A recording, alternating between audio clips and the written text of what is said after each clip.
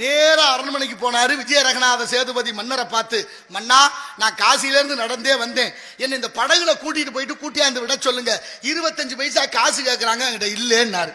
மன்னருக்கு விஷயம் அப்பதான் காதுக்கு வருது. காவலர்களை கேட்கிறாரு, என்னையாக என்ன சொல்றாருன்னு. ஆமா, உங்க மாப்பிள்ளை 25 பைசா கட்டணம் வசூல் பண்ண சொல்லி இருக்கிறாருன்னு சொல்ல உடனே கேட்கிறாரு, ஏன்டா இவ்வளவு நாளா என்கிட்ட சொல்லலேன்னாரு.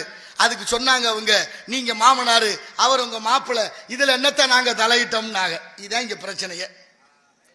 அண்ணன் தம்பி சொந்த பந்தம் ஜாதி மதம் அக்கா தங்கச்சி இப்படி பார்த்து பார்த்து குடிச்சவரா போச்சா. ஆனா அவர் அதை நினைக்கல, மருமையன்னு கூட நினைச்சு பார்க்கல. 2 பொண்ணை கல்யாணம் பண்ணி கொடுத்தாரு. மருமையை கைது பண்ண சொல்லி உத்தரவு. மருமகனை கைது பண்ணி குற்றவாளி கூண்டல நிறுத்தியாச்சு. தகவல் அக்காவுக்கும் தங்கச்சிக்கும் போகுது. அக்காவும் தங்கச்சியும் பதறி போனாங்க, நம்ம அப்பா ரொம்ப நேர்மையானவர், நம்ம புருஷன் ஏதோ தவறு பண்ணிட்டாரு, தண்டனை கொடுத்துருவார் அப்பா.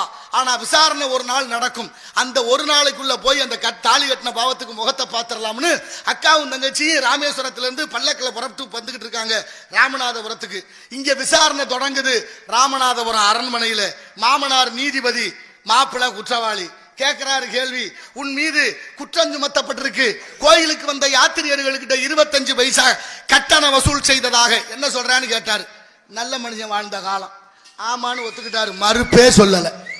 இன்னைக்கெல்லாம் கேட்டா நான் பேசல, யாரோ கூட இருந்தவன் பேசிட்டாங்கிறேன். 1000 சத்தியம் பண்றேன், பொய் சத்தியம் பண்றவனுக்கு தான் காலமா போச்சு. நல்லதை தேட நாட்டில் மனுஷன் இல்லை. 1-2 பேரும் உங்களை மாதிரி ஞானவான்கள் இருக்கிறீங்க. கூட்டம் எங்க கூடுது? தப்பான இடத்துக்கு தான் கூடுது, தப்பான காட்சியை பார்க்கத்தான் கூடுது. நேரம் ஆடல் பாடல்னா இந்த பொட்டல் தாங்குமா? ஆனா பாருங்க, விஜய ரங்கநாத சேதுபதி மன்னர் கேட்டுட்டு சொன்னாரு, வழக்கறிஞர் வைக்கல, வழக்க ஒத்தி வைக்கல, தீர்ப்பு சொல்றாரு பாருங்க. 2 பொண்ணை கட்டி கொடுத்திருக்காரு. மருமையனுக்கு தீர்ப்பு சொல்றாரு, நீ செய்தது தேச துரோகமாக இருந்தால் உன்னை நாடு கடத்தி மன்னிச்சிருப்பேன், செய்தது சிவ துரோகம், சிவனுக்கே துரோகம் செய்து விட்டாய், உனக்கு மன்னிப்பு இல்லை, மரண தண்டனைனார். தலைய வெட்ட உத்தரவு. கற்பனை பண்ணி பாருங்க, செய்ய முடியுமான்னு கற்பனை பண்ணி பாருங்க. 2 பொம்பளை பிள்ளையை கட்டி கொடுத்துட்டு மகள்களுடைய நினைச்சு பார்க்கல, மருமையனுக்கு தண்டனை நிறைவேற்றியாச்சு. புருஷனை கொண்டாச்சுங்கிற தகவல் அக்காவும் தங்கச்சிக்கும் போகுது. பல்லக்கில் வந்துகிட்டு இருக்காங்க சிவகாமி ராசலட்சுமி. சிவகாமிக்கு போய் முதல்ல சொல்லப்படுது, உங்க கணவனை தலையை வெட்டியாச்சு, உங்க அப்பா உத்தரவு போட்டாருன்னு. தலையை வெட்டியாச்சுன்னு கேட்ட உடனே பல்லக்கை இறக்க சொல்லி அதுல இருந்து கீழே இறங்கி அங்கனையே தீ மூட்டி உயிர் விட்டா. அதுதான் ராமேஸ்வரத்துல அக்கா மடம். தங்கச்சிக்கு தகவல் தெரியுது, அவளும் பல்லக்கை விட்டு கீழே இறங்கி அங்கன தீ மூட்டி உயிர் விட்டா. அதான் ராமேஸ்வரத்துல தங்கச்சி மடம்.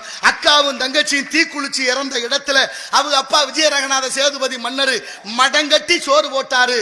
அதனாலதான் அக்கா மடம் தங்கச்சி மடம்னு பேர் வந்துச்சு. என்ன ஒரு ஆச்சரியம்!